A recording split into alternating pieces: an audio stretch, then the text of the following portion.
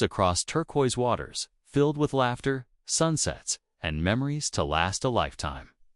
Melissa had planned every detail months in advance, the matching outfits for photo day, the dolphin excursion her daughter had begged for, even the romantic dinner reservations with her husband Ben. Their daughter, Lily, just 6 years old at the time, had never been on a ship before. Her eyes lit up the moment they stepped onto the deck, amazed by the sheer size of it all. Melissa still remembers the way Lily clutched her stuffed bunny and whispered, "This is the biggest boat in the world." The first 2 days were picture perfect. Photos by the pool, games in the kids' area, and Ben's goofy dance moves at the nightly entertainment shows. They had no reason to think anything was wrong. But on the third night, everything changed. Melissa woke up alone in the cabin. The sheets on Ben's side were cold. Lily's little bed, tucked in the corner, was empty. At first, she thought, they had gone for a midnight snack, something silly like ice cream or hot cocoa. She even smiled to herself, imagining Ben carrying Lily in his arms. But that smile faded fast when hours passed with no sign of either of them. She searched the entire ship, guest services, the dining rooms, the pool deck, even the lower service corridors where passengers weren't allowed. Security footage later revealed something that sent chills down her spine. Ben and Lily had last been seen walking down a hallway near the rear deck at 1:12 a.m. No one saw them again after that. They were simply gone. No camera caught them leaving the ship. No splash in the water. No signs of struggle. No clues. Authorities conducted a full investigation.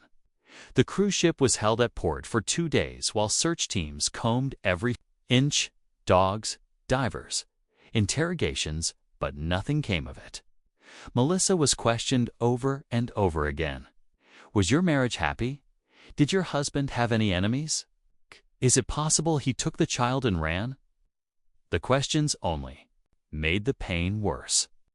Melissa knew Ben. He wasn't perfect, but he was a good man and a devoted father. He would never hurt Lily, and he wouldn't just vanish without telling her. Not like this. Weeks turned into months. The case went cold. There were no new leads. Melissa returned home a shell of the woman she once was. Their home, once filled with laughter and bedtime stories, became unbearably silent. Lily's room stayed exactly the same. Melissa couldn't bear to change a thing. It's the toys, the clothes. The drawing Lily made of the 3 of them holding hands under a sun. It all stayed frozen in time. Every night, Melissa would sit on the edge of that little bed and whisper, "I'll find you." No matter how long it takes. People moved on. The news stopped reporting on it. The cruise line offered a quiet settlement, careful to avoid bad press. But Melissa didn't take the money. She didn't want hush money. She wanted answers. She spent years searching. Private investigators, psychics, message boards for missing persons. She even traveled back to the ship 2 years later, hoping for some forgotten clue. Something overlooked. Nothing. 7 years passed. And then one rainy afternoon, everything changed. Melissa was walking home from the grocery store. She had taken a shortcut through an alley she rarely used, one of those narrow backways behind a row of old shops. Her mind was somewhere else, distracted as usual, thinking about what to cook. Whether she should go visit her sister, the usual fog she lived in. And then she froze. Ahead of her, maybe 30 feet away, a girl stood facing the wall, her back to Melissa. Something about the posture, the way she tilted her head, it made Melissa stop in her tracks. The girl turned around slowly, and in that moment, Melissa felt the ground slip beneath her feet. It was Lily. Older, yes, but unmistakably Lily. The same eyes, the same dimples. Even the tiny scar on her right eyebrow from when she fell off her bike at age 4. Melissa dropped the grocery bag. Her hands trembled. "Lily," she whispered, voice breaking. But the girl didn't smile. She didn't run into her mother's arms.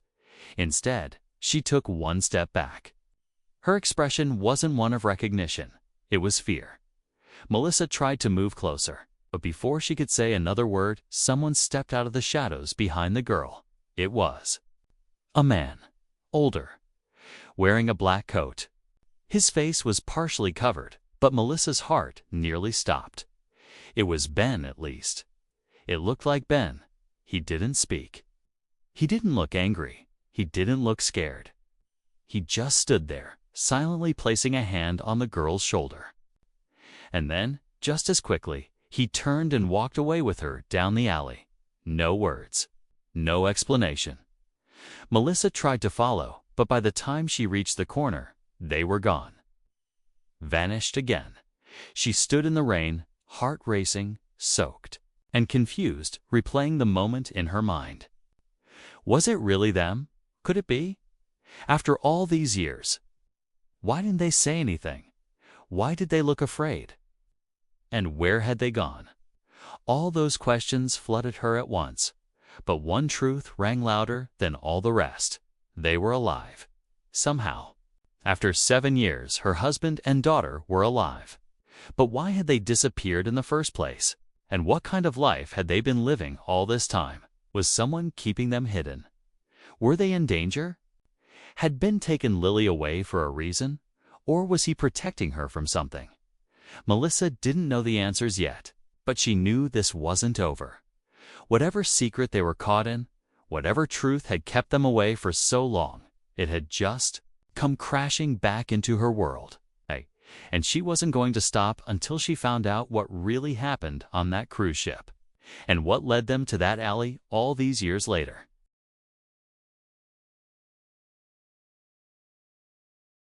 Over and over, Lily's face, Ben's eyes, the way they both looked at her, not with joy or relief, but like strangers who'd seen a ghost. That cold distance haunted her more than their disappearance ever had. For 7 years, she imagined this reunion 1,000 ways. Lily would run into her arms, crying. Ben would break down, apologize, explain everything. But instead, they had walked away, silently, like she was the one intruding. She stayed up until sunrise. Digging through her old storage boxes, she pulled out every piece of the investigation she'd kept. Photos, timelines, reports, even. The hand-drawn map she had made of the cruise ship deck. It had been years since she last looked at it, but now, something inside her had reawakened. This wasn't just about closure anymore. They were out there, alive, and she wasn't going to lose them again. She went back to the alley the next day and the next. Every hour she could spare, she walked the length of that back street, watching every shadow, every doorway, searching faces in passing crowds. She asked shopkeepers if they'd seen a girl who matched Lily's description, or a man who looked like Ben. Most just shook their heads. A few gave uncertain answers. One woman from a flower shop said she had seen a tall man with a young girl a couple of times in the last few weeks, but never paid much attention. He looked like he didn't want to be noticed, she added. Melissa's heart sank. That confirmed it. They had been here before. But why? And for how long? She started checking security cameras. Most shop owners weren't eager to help, but when she offered to pay for their time, a few let her view old footage. Hours of grainy black and white recordings. Nothing on the first day. Nothing the next. But then, 3 days back, she saw them. There walking down the alley. 3:17 p.m. The man in a dark coat, the girl beside him, hoodie up. Melissa paused the footage and stared at the screen. It was them. No doubt, she zoomed in. Ben's posture was slightly hunched. He looked thinner, older. Not just with time, it was something else, something deeper, like he'd been living on the edge for years. And Lily?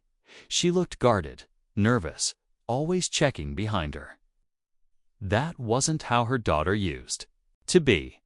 Lily had once been fearless, open, always curious about the world. Now, she looked like someone who'd been taught to stay invisible. Melissa printed the frame and carried it with her everywhere. She visited shelters, clinics, even small churches in the area. Somewhere in her gut, she felt this wasn't a random run-in. They were hiding nearby, and someone had to know something. But doors kept closing. People either didn't recognize them or didn't want to get involved. The city could be heartless like that. She contacted Detective Ruiz, the officer who had handled their case 7 years ago. Tia retired 2 years prior, but she still had his number. When she told him what happened, he sounded skeptical. "Melissa," he said gently, "I want to believe you. But after all this time, are you sure it wasn't someone who just looked like them?" She could hear the doubt in his voice, the same pity people had offered her for years. But when she sent him the alley footage, there was a pause. That does look like them," he admitted. "But if they're really alive, why haven't they come forward?" That was the question Melissa couldn't stop asking. Had Ben been running from something? Was someone forcing them to stay hidden? Or, and this was the one that cut the deepest, had Ben chosen to disappear with Lily? The thought made her stomach turn. What kind of man takes a child from her mother and lets the world believe they're gone forever? But even as she tried to imagine him doing something so cruel, a part of her pushed back.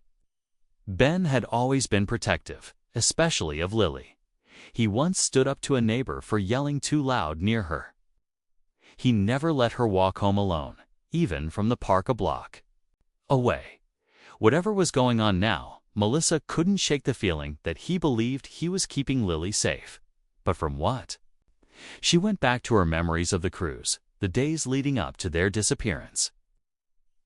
Everything had seemed normal on the surface. But when she thought harder, there had been one odd thing.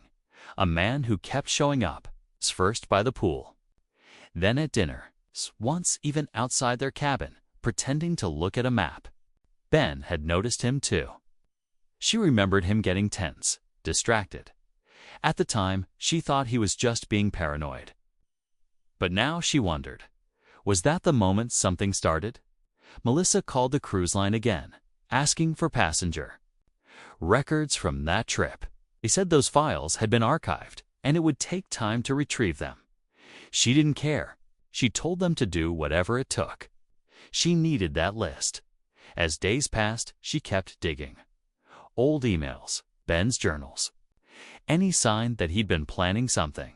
One night, she found a document tucked inside a folder labeled insurance. It was a life insurance policy. Not unusual, but what caught her attention was the update date. 2 weeks before the cruise, and the beneficiary. Melissa, but the emergency contact listed wasn't her. It was someone named Thomas R. with a number she didn't recognize. She called the number. Disconnected. Who was Thomas R? A friend, a colleague, or someone else entirely? She took the name to a friend in private investigation, someone she hadn't spoken to in years. He owed her a favor, and he agreed to run a background check. When the results came back, it got even stranger. Thomas R. had worked briefly with Ben at a tech firm years ago, then suddenly moved out of the country. No digital footprint in recent years, no social media, nothing. It was like he disappeared too. The more Melissa uncovered, the more tangled everything became. It wasn't just a missing persons case anymore. It felt like a puzzle built in layers, one that started long before that cruise ever left the dock. She felt it in her bones now. This wasn't an accident. Ben hadn't just snapped and taken their daughter. Something deeper had been at play. Something Ben never told her. And now, 7 years later, it was circling back. That night, Melissa sat by the window, watching the streetlights flicker through the trees. She held the photo from the alley in her hands. She stared at Lily's face. So close, yet unreachable, somewhere. In the same city, her daughter was alive, living in the shadows. and Melissa was done waiting. She didn't know where this road would lead, but she knew one thing for sure. The truth was out there, and she was going to find it, even if it meant uncovering secrets she never wanted to know.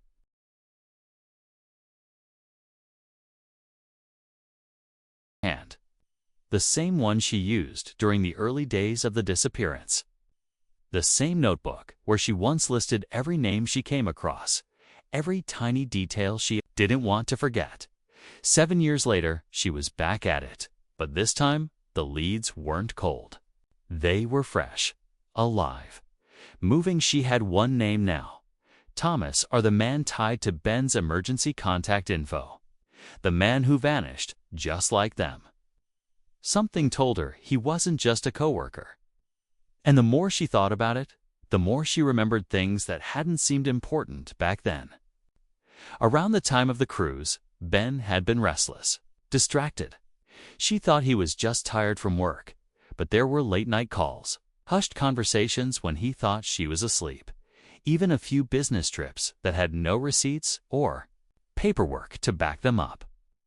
Ben wasn't the kind of man to lie, at least not back then. But now she couldn't ignore it. Melissa logged into an old email account Ben used to use. She hadn't touched it in years. She wasn't even sure the password would still work, but after a few tries and a guess at their old dog's name, it opened. Her heart pounded as the inbox loaded. Most of the messages were junk, but deep down in the archives, she found a few emails from someone who signed only as TR. The tone wasn't friendly. It wasn't hostile either. More like two people trying to solve a problem together. "We need to move quickly," one message said. "They've been watching since February. If she finds out before we're ready, everything unravels." Melissa read it again. She, that had to be her, right? And what did he mean by they've been watching? Who was watching them? And why? It felt like she was peeling back layers of a life she'd never known she was living in. Had Ben been involved in something dangerous, something he kept from her to protect her? If so, why take Lily with him? Why not warn her? Trust her? She copied every message into her notebook, saving screenshots on her phone in case she needed them later. Then she started searching for any online traces of TR linked to that tech firm where Ben once worked. The company, Aura Tech Solutions, had gone bankrupt 6 years ago, suspiciously soon after Ben and Lily vanished. Articles online mentioned data breaches, whistleblowers, and a rumored internal investigation that never made headlines. Melissa's gut twisted. This wasn't just about her family anymore. This might have been bigger: corporate secrecy, maybe even criminal involvement. Was Ben hiding from someone connected to the company? Was he protecting Lily from people who wanted to use him for something? She didn't know where to go next, but she remembered one person from Ben's old office, Jordan, a woman who worked in HR and had always been kind. Melissa reached out, not sure what to expect. Jordan responded with a short message. "Let's talk, but not over the phone." They met at a quiet cafe on the edge of town. Jordan looked nervous, constantly glancing at the door. She didn't touch her coffee. When Melissa asked about Ben, her hands trembled. "I liked Ben," she said softly. "He was smart, kind, but near the end, got pulled into something he didn't want to be part of." Melissa leaned in. "What do you mean?" Jordan hesitated, then said there were people from outside the company. They'd show up during odd hours, meetings with closed doors. We were told to stay out of it. But Ben, he wasn't built for secrets. He was scared. Scared of? Who? Jordan shook her head. "I don't know, but he came to me once, just days before that cruise. He asked about the company's whistleblower policy. He wanted to know what protections were in place. I told him, honestly, not many." Week later, he was gone. Melissa sat back, her breath caught in her throat. "Do you think he disappeared because he was trying to expose something? I think he didn't have a choice." They parted ways, but Jordan's words echoed in Melissa's mind. If Ben had been planning to blow the whistle, that might explain everything. The sudden behavior changes, the late-night talks, the life insurance update. Maybe he wasn't planning a vacation. Maybe he was planning an escape. Later that night, Melissa revisited the alley again. She stood there for hours, hoping to see them again. Hoping this time they wouldn't run. But no one came. Only quiet sounds of the city and a dim street lamp that flickered every few minutes. She looked at the wall Lily had been facing before she turned around that day. There was something odd about it, a faint symbol etched into the brick. It looked like a triangle inside a circle. She took a photo of it. Back home, she searched online and eventually found something close, a symbol tied to a small underground advocacy group called the Vault. They were known for helping whistleblowers disappear, people who feared for their lives after uncovering corporate or government-level wrongdoing. Most believed they didn't exist anymore. Just rumors. Stories whispered in deep web forums. But what if Ben had found them? What if they'd helped him vanish? With Lily, that would mean he believed the threat was serious enough to walk away from everything, including Melissa. But something still didn't add up. If he wanted her safe, why leave her completely in the dark? Why not send a signal, a message, a reason, unless he tried? And someone stopped him. Melissa started digging deeper into the vault, using online forums and obscure news reports. The more she searched, the more connections she found. Missing people, mysterious disappearances, companies collapsing under sudden investigations. But no hard proof. Everything was shadows. In the middle of her search, she received a text from an unknown number. "Stop digging, Melissa. Let it go. You saw them. That should be enough." Her hands went cold. The message vanished a second later. She stared at the phone, heart thudding. Someone was watching her. Someone knew she was close, but they were wrong. Seeing Lily wasn't enough, not even close. Melissa had spent 7 years in the dark, and now that a sliver of light had broken through, she wasn't about to turn back. The more they warned her, the more she knew she was getting closer to the truth and closer to her daughter. But the danger was real now. No longer something she read about in an old email or guessed from an old coworker's nervous tone. It was here, following her, silencing her leads. She didn't know how far this would go or how much she'd have to lose. But she had already lived through the worst pain a mother could face, losing her child. There was nothing left to fear. Nothing that could scare her more than being so close and letting them disappear all over again.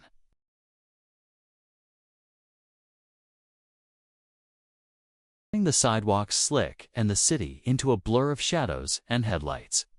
Melissa sat alone in her car just down the street from the alley. She hadn't been sleeping. She barely ate. Every waking moment was spent chasing clues, checking street cameras, cross-referencing messages and timelines, and watching. Always watching. That alley wasn't just where she saw them, it was the one place they felt real again. And deep down, she believed they'd come back. She didn't know when or why, but she could feel it. Like a pull in her chest, that unknown number still haunted her. Let it go. The warning wasn't just a threat, it was a line in the sand. A signal that someone out there was watching her every move. Possibly the same people who had been watching Ben all those years ago. She started noticing small things, cars that parked a little too long on her street. A man who appeared in different stores on different days, pretending to be a customer, always a few steps behind. At first, she thought she was being paranoid, but the feeling grew stronger. This wasn't coincidence. It was surveillance. One night, around 1 a.m., her doorbell rang. She froze. No one called first. No one ever came this late. heart pounding. She peeked through the curtain. A small envelope sat on her front step. No one was there. No car pulling away. No sound of footsteps. Just silence. She picked up the envelope with shaking hands. Inside was a single photo, grainy, black and white. It showed Lily sitting at a table in what looked like a small room with no windows. Her face was turned toward the camera, her eyes blank, guarded. Melissa pressed the photo to her chest. She wanted to cry, but there was no time for grief. On the back of the photo, in faint writing, were the words, Warehouse 47, Dockside. She didn't wait. By dawn, she was parked across from the industrial yard near Dockside area, filled with run-down warehouses and locked gates. She waited for hours, watching for signs of life. Nothing. Then, around noon, a van pulled up. 2 men got out. One of them she recognized from the alley footage. He had been trailing behind Ben and Lily that day, just far enough to be unnoticed. The second man unlocked a side entrance and disappeared inside. Melissa grabbed her camera and snapped as many photos as she could, heart racing. She couldn't break in, not yet, not without a plan. But now she had something. A location. Proof. She called Detective Ruiz, told him everything. The alley? The photo. The van? He listened in silence. When she was done, he said, "You need to be careful. If what you're saying is true, this is bigger than anything I've ever touched." That night, she stayed at a motel across town, just in case. She couldn't risk going home. If someone was watching her, they already knew she was getting close. But she couldn't stop. She pulled out the old cruise passenger list she'd finally received and went line by line. One name jumped out at her, a man listed as R. Langford. No booking history, no credit card on file, just a last-minute check-in. When she searched the name, there was no real trace. But in an old blog thread about whistleblowers, someone mentioned a Langford who specialized in extractions. Could that have been the man on the ship? The one Ben had been nervous about? She printed everything, packed it in a folder, and prepared to take it to Ruiz in person. But before she left, she received a second message. This time, it wasn't a warning. It was a question. "Do you want the truth or your daughter?" She stared. At the screen, her throat tightened. It wasn't fair. It was never supposed to be a choice. Melissa's hands trembled. That single question told her everything she needed to know. The people holding Lily, protecting or controlling, she still didn't know, wanted her silence. They were willing to trade the truth for her daughter. And she had no idea what the cost would be if she demanded both. She drove back to Dockside. The warehouses looked dead again. But this time, she noticed something different. The same van from before was now parked behind one of the loading docks. And someone was watching from the second-floor window, barely visible. Just a shadow behind the glass. Melissa slipped closer on foot, hiding behind crates and old containers. She found a side entrance with a keypad lock. She waited until a worker stepped out to smoke, caught the door before it shut, and quietly slid inside. The air smelled of dust and oil. The hallways were dim and narrow. She could hear faint voices, low, sharp, urgent. She moved slowly, sticking to the shadows. She passed several locked rooms. Then, at the far end, she heard something that made her freeze. A child's voice. It was faint. But it was Lily's. She was humming a tune Melissa hadn't heard in years. Lullaby Melissa used to sing to her when she was small. A lullaby that always meant she was scared and needed comfort. Melissa crept closer, tears stinging her eyes.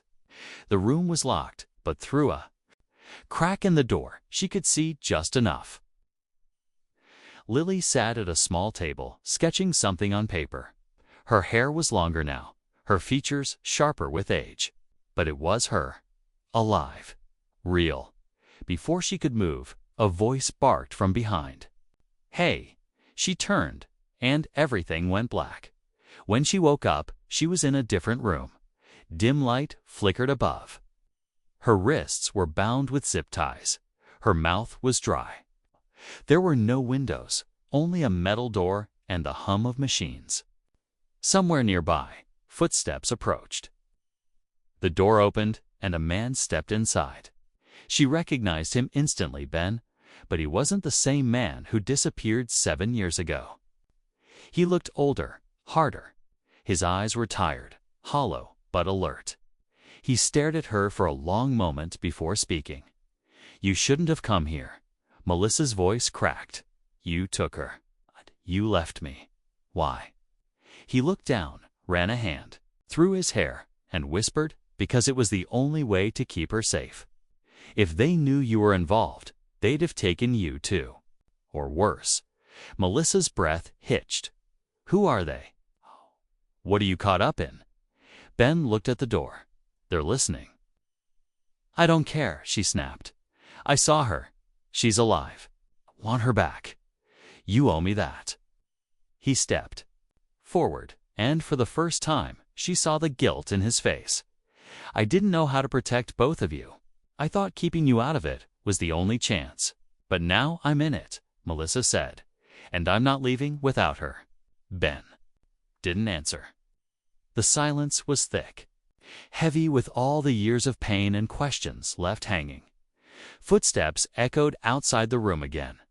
More voices. Then one voice, deep, calm, chilling, spoke through a speaker in the wall. "You shouldn't have come here, Melissa. You were warned. Now it's too late to walk away." The speaker cut out, and then the door clicked open again. Only this time, it wasn't Ben who stepped inside. It was a stranger, and he was carrying Lily's drawing.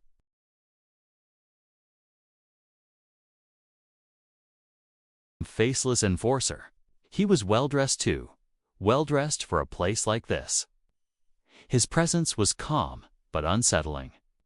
He walked in slowly, like he had all the time in the world, and held up the drawing with a slight smile. "Your daughter has quite the imagination," he said, studying the page. "You should see the others." Pages and pages of the same symbols, Atay's same hidden messages. She doesn't even realize she's doing it. Melissa stared at him, unsure if she should scream or cry. "Who are you?" she demanded, her voice cracking. "Why are you keeping her here? What do you want from us?" The man placed the drawing on the metal table between them and took a seat. "You've spent years asking the wrong questions," he replied. "You think this is about a missing girl or a runaway father? But your daughter, she's the reason all of this started." Melissa blinked. "What are you talking about?" He leaned forward. 7 years ago, your husband stumbled onto something. Information stored deep within his company's encrypted servers. Something no one was supposed to find. At first, we thought he was the only threat, but then Lily started drawing. Melissa's stomach turned cold. She was just a kid. She didn't know anything. "That's where you're wrong," the man said. She may not have known, but she saw. Her brain captured what even her father missed. Patterns, codes, systems buried under layers of security. Her mind decoded them without meaning to. That drawing. He pointed at the table. It contains a portion of an algorithm that people have killed for. Melissa couldn't speak. Her thoughts were spinning, crashing into each other. "You're saying she memorized data from his work?" "Not memorized," he said. "She internalized it. We believe she has a form of rare photographic pattern recognition. What your husband's accessed was only part of the puzzle. What Lily carries is the rest." Melissa's eyes filled with tears. "She's just a child. And yet," the man said, "she holds more value than any server we've ever compromised." The words stung like ice. Suddenly, everything shifted. It wasn't just about hiding. Ben hadn't just vanished to protect himself. He had taken Lily because she was the target. And now Melissa understood why her husband looked so broken. He hadn't been running from a mistake. He'd been trying to keep their daughter out of a war she didn't even know she was part of. But the man wasn't finished. He stood and walked slowly to the door, pausing before he left. "You still have a choice. We'll give her back. She can live a normal life again, but only if you tell us what he never did." "Where is the drive?" Melissa stared. "What drive?" The man turned slightly, face darkening. "The one Ben took before he disappeared. The one your daughter's drawings are only half of. We know he didn't destroy it, and we know he never gave it to you." "I don't know anything about a drive," she said. "You never told me." "Then you better start remembering," he said coldly, "'cause we don't need both of you." The door shut behind him with a thud, leaving her alone again. Melissa sat back in the chair, heart pounding. She tried to process what she'd just heard. Lily wasn't just a missing girl. She was the key to something powerful, something dangerous. And Ben had kept it hidden all these years. Had he found the drive? Was he planning to trade it for their freedom? Or was it hidden somewhere, waiting for someone to find it? Her thoughts were interrupted when the door opened again. This time it was Ben. He looked shaken, like he'd been listening from behind the wall. "They're going to move her," he said. "They're done waiting." "Ben," she said through clenched teeth, "what did you do?" He knelt beside her. "I made a deal to protect her. I told them I destroyed the drive, but they never believed me. They thought maybe you had it, maybe I gave it to someone, but I didn't. I hid it." "Where?" His eyes filled with pain. "I can't say here. It's not safe. But if we don't do something soon, they'll take her somewhere we'll never find her again." Melissa felt the walls closing in. The people holding them weren't just some rogue group. They were professionals, connected, dangerous. The fact that they hadn't disappeared her yet meant they still believed she had value, that she still had something to give. "What do they want from her?" she asked. Ben hesitated. "They're not just after information. They want to recreate the conditions. Find out how her mind works, use it, exploit it." The words were worse than anything she imagined. Her daughter wasn't just a memory now. She was a blueprint for something beyond comprehension. Melissa pulled herself together, fighting back tears. "Then we're getting her out. Whatever it takes." Ben shook his head. "They're watching. Every move. If we make a wrong one, they'll vanish." Again, Melissa leaned in. "Then we need to beat them at their own game." Ben's eyes locked onto hers, and for the first time in years, she saw the same fire in him that she once knew.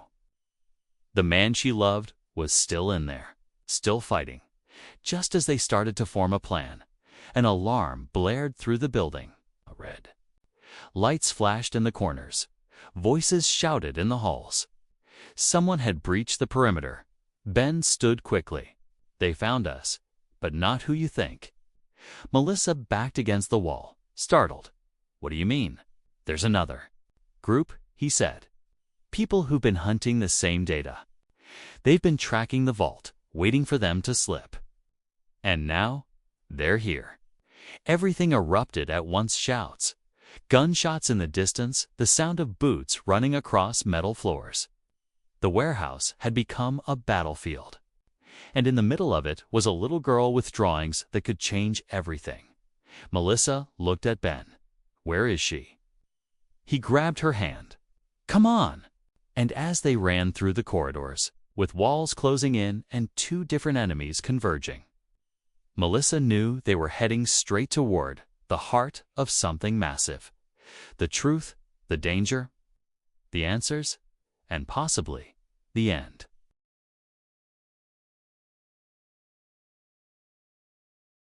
As Ben and Melissa darted through a narrow service hallway, breath tight, adrenaline carrying their exhausted bodies. The floor shook from the chaos above, the building groaning. under the weight of a storm that had been building for 7 long years. Somewhere in the maze of rooms ahead, their daughter was waiting, frightened, confused, and unaware of the war closing in around her. Ben stopped at a junction, checking behind them. "They're closing in. We don't have much time." Melissa pointed down a corridor she remembered from earlier. "That room? The one with the symbol on the door. That's where she was." They sprinted through the smoke-filled hallway, skidding to a stop outside the locked room.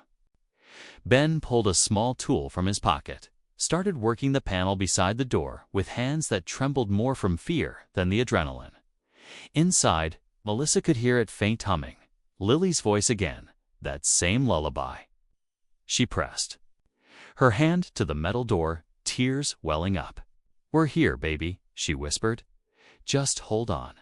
The lock clicked. Ben yanked the door open, and there she was. Lily turned, stunned. Her hand still held a crayon, her face pale and confused. It took her a moment to recognize them both.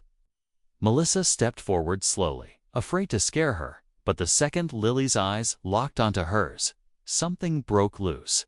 "Mom." The word shattered Melissa's heart.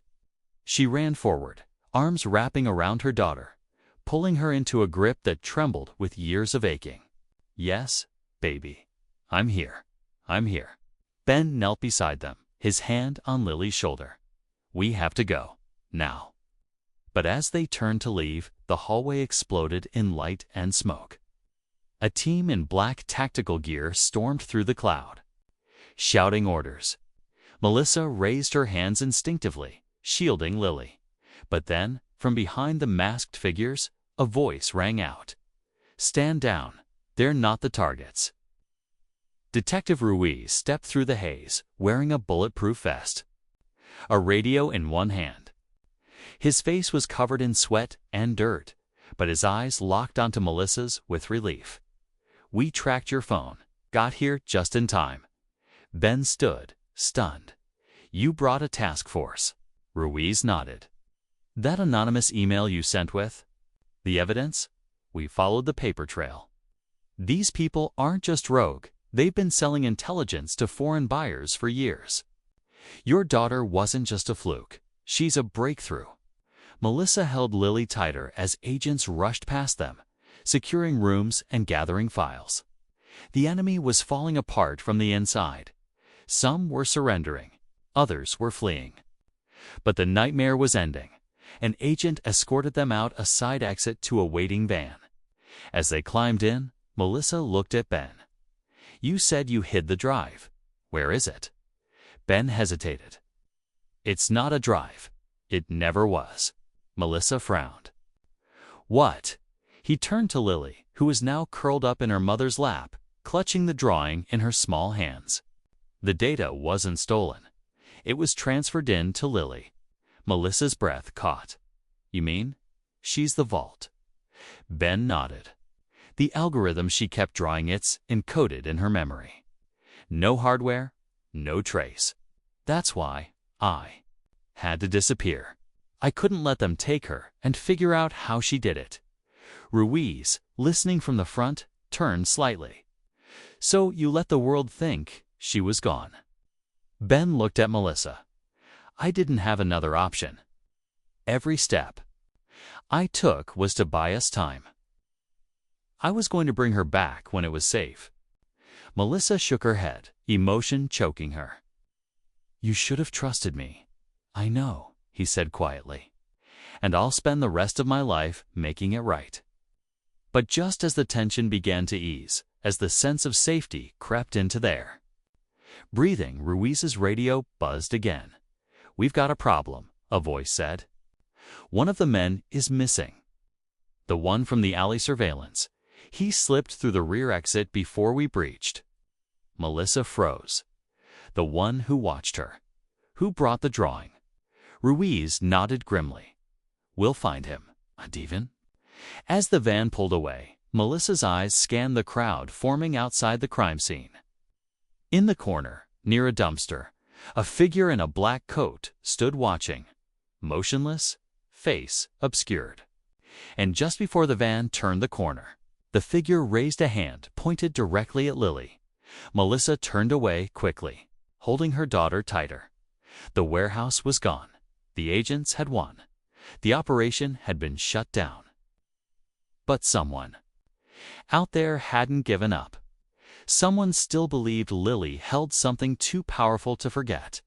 They would have to disappear again. Not forever, but long enough to teach Lily how to control what she knew, how to understand it, how to protect it. Melissa kissed her daughter's forehead. "You're safe now," she whispered. But even as she said it, she knew it wasn't entirely true. Not yet.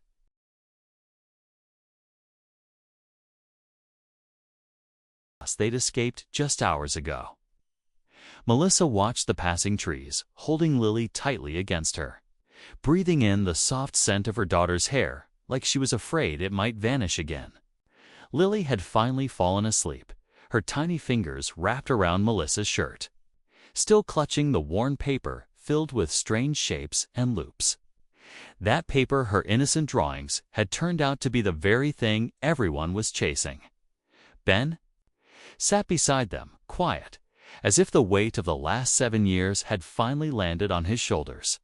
He looked older now, worn by guilt and time. But in that moment, Melissa saw something different in his eyepiece. Maybe, or regret, or both. No one spoke for a while, letting the silence settle between them like a blanket. The storm had passed. But none of them were the same people anymore. Ruiz had arranged safe housing for the family undisclosed location. Full protection and, most importantly, privacy. Melissa didn't know if she trusted anyone anymore, but Ruiz had risked everything to help them, even when others backed away. As the van turned onto a quiet dirt road flanked by tall pines, she leaned forward. "How long do we stay hidden?" Ruiz didn't look back. "As long as you need." The agencies buried the story for now. They'll say it was a failed cyber operation. No names, no faces. But it won't be safe until we figure out who the last man is. The one who vanished. Melissa swallowed hard. That man had stared straight at Lily. That look wasn't just curiosity, was obsession. Whoever he wasn't finished. Later, that afternoon, they settled into a small house near the edge of a quiet lake. Lily woke up slowly, blinking at the unfamiliar room.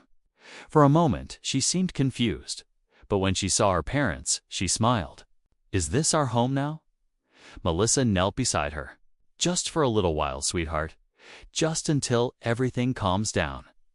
Lily nodded and looked out the window. It's pretty. It was. The trees swayed gently outside. Birds chirped, and the lake shimmered like glass. For the first time in years, there was no sound of sirens or whisper of danger in the wind. That evening, they sat by the water, wrapped in blankets, sipping hot cocoa. Ben had found Lily's favorite storybook in one of the boxes Ruiz had brought, and he read aloud while Melissa watched her daughter's smile slowly return. But beneath the peace, the questions lingered. Why had Lily been able to absorb and remember the algorithm so clearly? How had her mind processed something even adult programmers couldn't decode? And what was the long-term cost of carrying all that information in? A child's brain. Ben had theories. Of course, he always did. He talked about neuroplasticity, childhood cognition, and how Lily's drawings were actually mathematical patterns hidden in innocent loops. But it didn't matter how it worked. What mattered now was protecting her. The next few weeks passed quietly. Melissa taught Lily how to ride a bike, how to bake cookies, how to just be a kid again. She was slowly reclaiming what had been stolen from them. Ben spent his time developing software that could simulate Lily's encoded patterns in a safe, artificial environment. The algorithm was ever leaked. He wanted to ensure it couldn't be weaponized. Ruiz visited once a week, checking in, giving updates. They were tracking the man from the alley, but he remained a ghost. No name, number, trace. One evening, Melissa and Ruiz sat on the porch after Lily had gone to bed. The stars shimmered overhead. "Do you think we'll ever be free of this?" she asked. Ruiz took a deep breath. "Honestly, I don't know. But what I do know is this: Lily is special. Not because of what's in her head, but because of how she survived. You too. You never gave up on her. That kind of strength. It scares people." Melissa nodded slowly. "It scares me too sometimes." He looked at her with quiet respect. "Then use it. Teach her to be strong. Teach her to choose who she becomes." As the months rolled on, Lily began to heal.